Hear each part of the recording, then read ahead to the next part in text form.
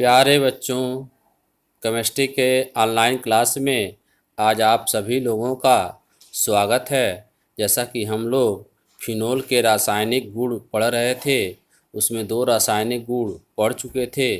एक फिनोल के OH समूह की अभिक्रियाएँ, दूसरा फिनोल की OH समूह से भिन्न अभिक्रियाएँ। आज उसमें तीसरा रासायनिक गुण पढ़ेंगे और उसमें वह होगा बेंजीन रिंग या बेंजीन नाभिक की अभिक्रियाएँ। तो इसमें हमको जानना है बेंजीन रिंग की अभिक्रियाएँ कई प्रकार की होती हैं। तो उसमें एक आपका है इलेक्ट्रॉन स्नेही इलेक्ट्रोफिलिक प्रतिस्थापन अभिक्रियाएँ, इलेक्ट्रोफिलिक सब्स्टिट्यूशन रिएक्शंस। तो हाइड्रॉक्सी समूह, जैसा कि आप जानते हैं जो OH समूह होता है, इसमें जो OH समूह है एक आर्थो पैरा डायरेक्टिव समूह है। मतलब बेंजीन रिंग से यदि OH समूह ऐसे जुड़ा हुआ है तो OH समूह है तो जुड़ा हुआ है, तो जैसा कि जानते हैं जो समूह बेंजीन रिंग से जुड़ा होता है यदि उसके पास लोन पेयर इलेक्ट्रॉन, जो परमाणु जुड़ा रहता है उसके पास यदि लोन पेयर इलेक्ट्रॉन होता है तो वह आर्थो पैरा डायरेक्टिंग होता है। कैसा होता है? आर्थो पैरा निर्देशी समूह। मतलब OH समूह जो है अगला प्रतिस्थापी समूह किस पोजीशन पे आएगा? आर्थो पोजीशन पे या किस पे आएगा? पैरा पोजीशन पे। आर्थो दोनों है इसके रिस्पेक्ट में, तो आर्थो पोजीशन पे आएगा या पैरा पोजीशन पे आएगा। तो इसमें देखेंगे जो OH समूह क्या है, एक आर्थो और पैरा निर्देशक यौगिक है। जब OH समूह बेंजीन रिंग से जुड़ा होता है तो यह प्लस M प्लस मेसोमेरिक प्रभाव या प्लस रिजोनेंस प्लस अनुनाद प्रभाव के कारण यह इलेक्ट्रॉन को बेंजीन रिंग की ओर विस्थापित करता है तथा आर्थो एवं पैरा स्थितियों पर इलेक्ट्रॉन स्नेही अभिकर्मक क्या करता है? इसमें आक्रमण करता है। जैसा कि इसमें देखेंगे इलेक्ट्रॉनों का डिस्प्लेसमेंट आपको पहले भी बताया गया था, इसमें कैसे क्या होता है। जैसे यहाँ पे देखेंगे OH का दिखाया गया है, O के पास से देखेंगे जैसे 6 इलेक्ट्रॉन होते हैं, एक इलेक्ट्रॉन बेंजीन रिंग से जुड़ा है, एक इलेक्ट्रॉन हाइड्रोजन से जुड़ा है, तो एक इलेक्ट्रॉन पेयर इस कार्बन पे आ जा रहा है, एक इलेक्ट्रॉन पेयर इस कार्बन पे आ जा रहा है। जैसा कि यदि हम इसको यहाँ पे प्रदर्शित कर रहे हैं, आप ध्यान से देखेंगे। जैसे मान लीजिए कि यह बेंजीन है, यह सपोज करें कि यह बेंजीन है आपका, यहाँ पे बेंजीन मैं बना रहा हूँ, ऐसे बेंजीन है, OH यहाँ ऐसे इससे जुड़ा हुआ है। सॉरी,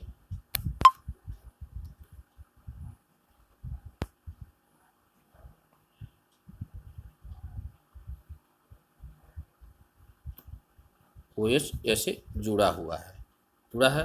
O के पास 6 इलेक्ट्रॉन होते हैं जिसमें से 2 इलेक्ट्रॉन बंद बना लिए हैं और 4 इलेक्ट्रॉन शेष बचे हैं। ठीक है, तो यदि एक इलेक्ट्रॉन पेयर इस कार्बन पे यहाँ पे आ जाए और यह जो डबल बॉन्ड का इलेक्ट्रॉन है यहाँ पे आ जाए, ठीक है, जब आ जाएगा तो इसका अनुनाद संरचना देखेंगे प्रदर्शित किया गया है। जब ऐसे आएगा वह तो यहाँ पे क्या आ जाएगा, यहाँ इलेक्ट्रॉन आएगा तो यहाँ पे माइनस हो जाएगा यह, और यहाँ पे ऑक्सीजन जैसे H हो जाएगा OH और एक इलेक्ट्रॉन पेयर रहेगा, एक इलेक्ट्रॉन है, यहाँ पे क्या हो जाएगा? प्लस हो जाएगा। ठीक है, जैसे यह देखेंगे यहाँ से इलेक्ट्रॉन यहाँ जा, पहले वाले में दिखा रहा हूँ मैं, यहाँ से इलेक्ट्रॉन यहाँ जा रहा तो इस कार्बन पे क्या आएगा? यहाँ पे माइनस आएगा, और यहाँ से इलेक्ट्रॉन जा रहा तो यहाँ पे क्या आ जाएगा? प्लस आ जाएगा। तो प्लस माइनस मिल के क्या करेंगे? एक डबल बॉन्ड ऐसे बना लेंगे। इसी तरह से आगे भी इलेक्ट्रॉनों का डिस्प्लेसमेंट इसमें अनुनाद देखेंगे, यहाँ पे पहले संरचना में, फिर दूसरे संरचना में डबल बॉन्ड का, फिर तीसरे संरचना में सब प्रदर्शित किया गया है। पिछले लेक्चर का भी वीडियो आप देख लेंगे, उसमें फिनोल की अम्लीय गुण की जो व्याख्या की गई है तो वहाँ पे आपको इसके बारे में बताई गई है। तो देखेंगे फिनोल का, जैसे आगे देखेंगे अनुनाद संरचना जो यहाँ पे जो घेरा गया है, यह चीज़ यह देखेंगे आपको यहाँ घेरा गया है। तो फिनोल जैसे देखेंगे बीच में यहाँ डॉटेड बनाया गया है बेंजीन रिंग को, आज जैसे आर्थो पोजीशन पे यहाँ पे और पैरा पोजीशन पे डेल्टा माइनस और OH पे यहाँ डेल्टा प्लस। तो जो इलेक्ट्रोफाइल होते हैं, इलेक्ट्रोफाइल मतलब क्या होते हैं? इलेक्ट्रॉन स्नेही, इलेक्ट्रॉन लविंग। तो इलेक्ट्रोफाइल कहाँ आक्रमण करते हैं? किसी भी कार्बनिक अणु के किस भाग पर आक्रमण करते हैं? जहाँ पे इलेक्ट्रॉन घनत्व क्या होता है? अधिक होता है। तो 3 जगह पे इसमें इलेक्ट्रॉन घनत्व अधिक का सर्किल बनाया गया, देखेंगे फिनोल के, आर्थो और पैरा पोजीशन पे। तो इलेक्ट्रोफाइल क्या होते हैं? इलेक्ट्रोफाइल मीन्स इलेक्ट्रॉन स्नेही, इलेक्ट्रॉन लोभी। तो किसी भी कार्बनिक अणु के उस भाग पर आक्रमण करेंगे जहाँ पे इलेक्ट्रॉन घनत्व क्या होगा? अधिक होगा। ठीक है, इसीलिए जो होते हैं फिनोल, क्या होता है इसमें प्रश्न बन सकता है, फिनोल केवल जैसे आर्थो एंड पैरा पोजीशन पे ही क्या करता है? इलेक्ट्रॉन से नहीं अभिक्रिया देता है, इसका कारण यही है। ठीक है, आगे भी इसमें कुछ चीज़ें बताई गई हैं। यहाँ देखेंगे OH समूह के प्लस M तथा प्लस R, मतलब प्लस मेसोमेरिक प्रभाव प्लस रिजोनेंस प्रभाव के कारण आर्थो तथा पैरा स्थितियों पोजीशन पर इलेक्ट्रॉन घनत्व बढ़ जाता है, जिससे इलेक्ट्रोफाइल E प्लस आर्थो एवं पैरा पोजीशन स्थितियों पर आक्रमण करता है। फिनोल की इलेक्ट्रॉन से नहीं प्रतिस्थापन अभिक्रियाएं निम्नलिखित हैं। इसमें फिनोल की इलेक्ट्रॉन से नहीं प्रतिस्थापन अभिक्रियाएं निम्नलिखित है। तो इसमें एक प्रश्न बन भी सकता है, यहाँ पे आप प्रश्न लिख सकते हैं इसमें यहाँ पे एक क्वेश्चन आप लोग लिख लेंगे, मतलब फिनोल आर्थो और पैरा पोजीशन पे ही इलेक्ट्रॉन से नहीं प्रतिस्थापन अभिक्रियाएं देता है, क्यों? नोट करते समय जब आप वीडियो देखेंगे तभी लिख लेंगे, फिनोल आर्थो और पैरा पोजीशन पर ही इलेक्ट्रॉन से नहीं प्रतिस्थापन अभिक्रियाएं देता है, क्यों? ठीक है, तो इसकी प्रतिस्थापन अभिक्रियाएं देखेंगे, यहाँ बताया जा रहा है। तो पहला है इसमें हैलोजनीकरण अभिक्रिया, नाभिक है इसमें देखेंगे। तो बेंजीन का जो हाइड्रोजन होता है एक तो OH है ही यहाँ पे देखेंगे, और शेष जो 5 हाइड्रोजन होता है वही क्या होता है? इस नाभिक बेंजीन रिंग में विस्थापित होता है। तो हैलोजनीकरण मतलब हैलोजन से क्रिया। तो कम ताप पर CH2 या CSCl3 मतलब कार्बन डाइसल्फाइड या क्लोरोफार विलायक की उपस्थिति में फिनोल की जब हम ब्रोमीन से क्रिया कराते हैं, मतलब कम ताप रहा है, तो 2 प्रोडक्ट प्राप्त होता है। एक देखेंगे आर्थो ब्रोमोफिनोल, मतलब एक ब्रोमीन आर्थो पोजीशन पे आ रहा है, यहाँ पे देखेंगे आर्थो पोजीशन पे ब्रोमीन आया, और एक कहाँ पे आएगा? पैरा पोजीशन पे। तो 2 मिश्रण प्राप्त होता है, एक आर्थो ब्रोमोफिनोल और एक क्या प्राप्त होता है? पैरा, यहाँ पी लिख के छोड़ दिया गया, पैरा ब्रोमोफिनोल। तो इसमें जो होता है पैरा ब्रोमोफिनोल, यह मुख्य उत्पाद होता है। क्या होता है? यह मुख्य उत्पाद होता है। और नाभिकीय अभिक्रियाएं देखेंगे, जैसे यह बेंजीन रिंग की अभिक्रियाएं संतुलित नहीं देखी जाती। जैसे देखेंगे यहाँ पे बेंजीन रिंग 1 है और यहाँ पे बेंजीन रिंग क्या है? 2 है, तो यह संतुलित नहीं देखी जाती है। ठीक है,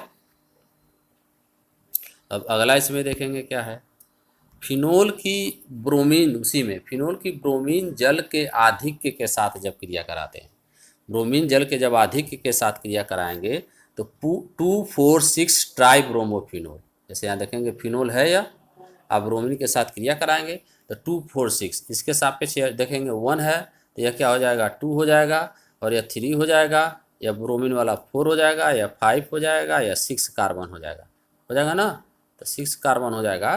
तो देखेंगे ब्रोमीन किस किस पोजीशन पे है? दूसरे पे है, चौथे पे है, छठवें पर है।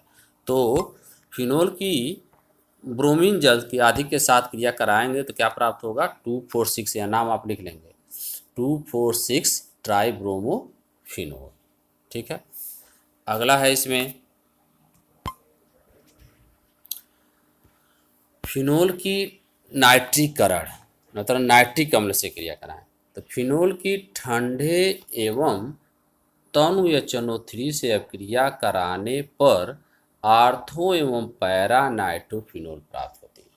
मतलब यह फिनोल हो गया, ठंडा एवं तनु HNO3 है, तो आर्थो नाइट्रोफिनोल और पैरा नाइट्रोफिनोल प्राप्त होती है। इसमें जो इलेक्ट्रोफाइल अटैक करता है यह NO2 प्लस होता है, नाइट्रोनियम आयन इसको बोलते हैं। क्या बोलेंगे? Nitronium ion. ठीक है, अब आगे देखेंगे हमको इसी में क्या जानना है, पिक्रिक अम्ल, यह इंपॉर्टेंट है। पिक्रिक अम्ल, पिक्रिक एसिड क्या होता है? तो फिनोल की यदि सांद्र HNO3 किससे क्रिया कराएं? सांद्र HNO3 और सांद्र H2SO4 के मिश्रण के साथ यदि हम क्रिया कराएं तो क्या प्राप्त होगा? 2,4,6 ट्राई नाइट्रोफिनोल। इसी को हम पिक्रिक अम्ल कहते हैं। क्या कहते हैं? पिक्रिक अम्ल कहते हैं। जैसे यहाँ फिनोल ले लिया गया है, सांद्र HNO3 और सांद्र H2SO4 है, यहाँ पे देखेंगे 2,4,6 ट्राई नाइट्रो। जैसे यह फिनोल है तो यह क्या होगा? यह 1 पोजीशन है तो यह दूसरा हो जाएगा, यह चौथा हो जाएगा, और यह क्या हो जाएगा? छठवां हो जाएगा। इसलिए इसका नाम क्या है, 2,4,6 ट्राई नाइट्रो हो गया और फिनोल हो गया। ये पिक्रिक एसिड होता है।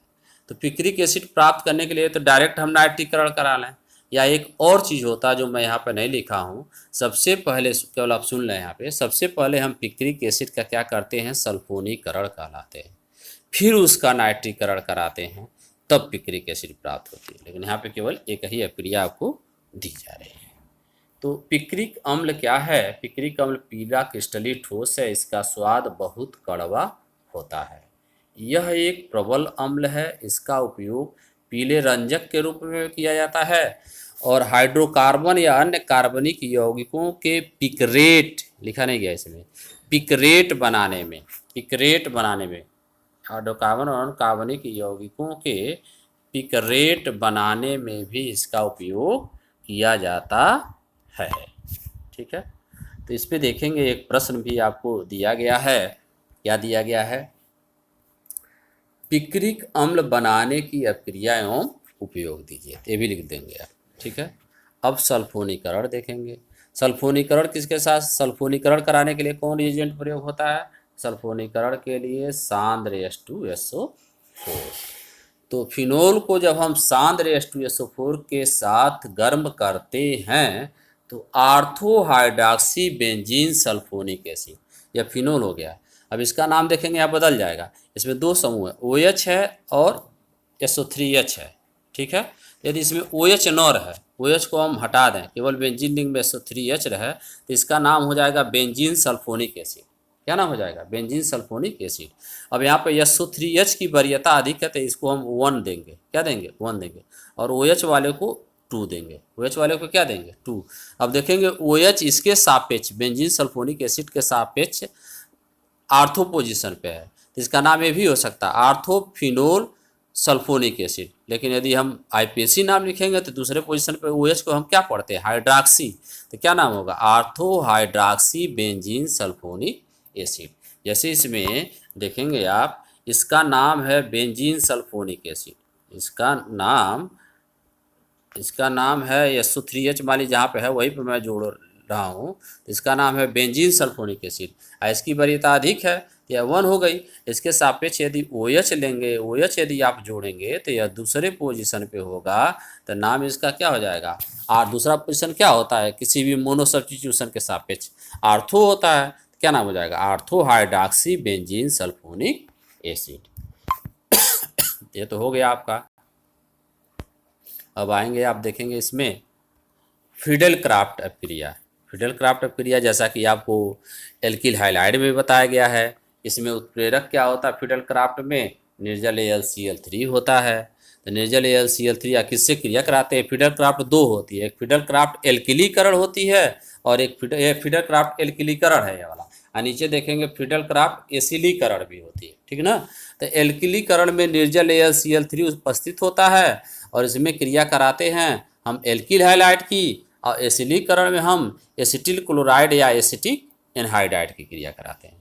तो इसमें देखेंगे निर्जल AlCl3 की उपस्थिति में फिनोल की क्रिया एल्किल हाइलाइड से कराने पर बेंजीन रिंग की आर्थो में पैरा स्थिति पर H परमाणु एल्किल समूह द्वारा क्या हो जाएगा, प्रतिस्थापित हो जाएगा। क्योंकि यहाँ पे जो OH है कैसा डायरेक्ट समूह है, आर्थो एंड पैरा, तो OH आर्थो एंड पैरा, मतलब इसमें जो आएगा, एक चीज़ देखेंगे यहाँ पर गलत लिख दिया गया है, यहाँ पे या CsCl3 नहीं होगा, यहाँ पर होगा CS3Cl, आप लिख लेंगे, क्या लिख लेंगे, CS3Cl, नोट्स में गलत लिख दिया गया था। तो अनिर्जल AlCl3 की उपस्थिति में होगा तो इसमें देखेंगे CS3 समूह जो होगा एक आर्थो पोजीशन पे आया है और एक किस पोजीशन पे आया, पैरा पोजीशन पे। तो इसका साधारण नाम OH फिनोल का, जैसे मेथिल व्युत्पन्न का साधारण नाम इसका क्या हो जाएगा, आर्थोक्रिसाल, और इसका साधारण नाम क्या है, मेटाक्रिसाल। ठीक है, तो ये चीज़ हो गया। ठीक है, अब यहाँ पे देखेंगे फिडेल क्राफ्ट एसिडीकरण में वही है, एसिडीकरण में उत्प्रेरक तो क्या होगा, वही चीज़ होगा, निर्जल AlCl3 ही होगा, और निर्जल AlCl3 की उपस्थिति में हम कराएंगे तो वही प्राप्त होगा। देखेंगे यहाँ पे आर्थो हाइड्रॉक्सी, इसको एसिटोफिनोल बोलते हैं। अब यहाँ देखेंगे COCH3 है, अब यहाँ पे COCH3 की वरीयता अधिक है तो इसका नाम एसिटोफिनोल है। जैसे हम यदि इसका हम सूत्र यहाँ पर लिखें COCH3 का, देखेंगे जैसे इसका यदि हम सूत्र लिखें CuCH3 या और सूत्र लिखेंगे तो क्या होगा C6H5CuCH3। तो इसका नाम एसिटोफिनोन है। क्या नाम है? एसिटोफिनोन है। इसकी वरीयता क्या है? OH से देखेंगे अधिक है। OH से क्या है? अधिक है। तो यह 1 हो गया और यह क्या हो गया? 2 हो गया। तो ये दूसरे पोजीशन पे। अब इस नाम हम एसिटोफिनोन के रूप में लिखेंगे तो क्या नाम हो जाएगा? 2 हाइड्रॉक्सी एसिटोफिनोन। या आर्थो पोजीशन के रूप में लिखेंगे तो वही नाम क्या हो जा रहा है? यहाँ पे देखेंगे इसका नाम आर्थो हाइड्रॉक्सी, इसका नाम हो जाएगा आर्थो हाइड्रॉक्सी एसिटोफिनोल और इसका नाम क्या हो जाएगा? Para hydroxy acetophenol. तो लिखा नहीं गया, आप इसको क्या करेंगे? लिख लेंगे। और CH3COCl का नाम क्या है? Acetyl chloride. इसका नाम आप लिख लेंगे एसिटिल क्लोराइड। एसिटिल क्लोराइड, ठीक ना? उसका नाम आप लिख लेंगे। ठीक है। अगला रिएक्शन देखेंगे, इसमें क्या है आपका कोल्बे अपक्रिया या कोल्बे स्मिट अपक्रिया। कोल्बे अपक्रिया या कोल्बे स्मिट अपक्रिया, ठीक ना? तो क्या है इसमें कोल्बे स्मिट अपक्रिया? जब हम फिनोल के सोडियम लवण, किस लवण का? जब हम फिनोल के सोडियम लवण को, तो फिनोल से सोडियम, या देखेंगे फिनोल का सूत्र लिखा गया, सोडियम लवण बनाने के लिए हम यहाँ पे NaOH से क्रिया कराएंगे तो सोडियम फिनॉक्साइड बनेगा। क्या बनेगा? Sodium phenoxide. तो फिनोल को सोडियम लवण को हम कार्बन डाइऑक्साइड के साथ 1.5 वायुमंडल, अलग अलग किताबों अलग अलग, कहीं 3 दिया होगा, कहीं 4 दिया होगा, ये भी दिया होगा। दाब पे ताप भी अलग अलग किताबों में कहीं 125 देता है, कहीं 140 देता है। मतलब उसके सोडियम लवण जो सोडियम फिनॉक्साइड है, उसके सोडियम लवण को हम कार्बन डाइऑक्साइड के साथ जब इतने ताप पे और दाब पे, दाब जो दिया गया, दाब का यहाँ कंडीशन नहीं लिखा गया, केवल ताप गर्म लिखा गया, गर्म करते हैं तो सैलिसिलिक अम्ल का सोडियम लवण, या देखेंगे सैलिसिलिक अम्ल का सूत्र यहाँ नीचे होता है, यह चीज़ देखेंगे, मैं बना रहा हूँ स्ट्रक्चर। यह OH होता है और इसी में यहाँ पे COOH, तो H के जगह पर Na आ जाए तो क्या हो जाएगा? Na हो जाएगा ना। तो सैलिसिलिक अम्ल का जब हम गर्म करते हैं तो सैलिसिलिक अम्ल का सोडियम लवण प्राप्त होता है, जिसे अम्लीकृत करने पर, अम्लीकृत मतलब सोडियम लवण यही प्राप्त हो गया इसका, अम्लीकृत मतलब जल के साथ है, H प्लस मतलब अम्ल है, अम्लीकृत करते हैं तो वही Na के जगह पे क्या आ जाएगा? H आ जाएगा। तो सैलिसिलिक अम्ल प्राप्त होती है। क्या प्राप्त होती है? सैलिसिलिक अम्ल। ये सब इम्पॉर्टेंट अपक्रियाएँ हैं, ये सब सभी अपक्रियाएँ क्या हैं? यह इम्पॉर्टेंट हैं जो भी अपक्रियाएँ हैं इसमें, ठीक ना? तो सैलिसिलिक अम्ल प्राप्त होती है, इसी अपक्रिया को हम क्या कहते हैं? कोल्बे या कोल्बे स्मिट अपक्रिया कहते हैं। ठीक है। अब नेक्स्ट इसमें रिएक्शन देखेंगे क्या है। नेम रिएक्शन भी इनको हम बोलते हैं, नाम अपक्रियाएँ बोलते हैं। नेक्स्ट रिएक्शन है, इसमें देखेंगे रीमर टीमर या राइमर टीमर अपक्रिया। तो राइमर टीमर अपक्रिया क्या होती है?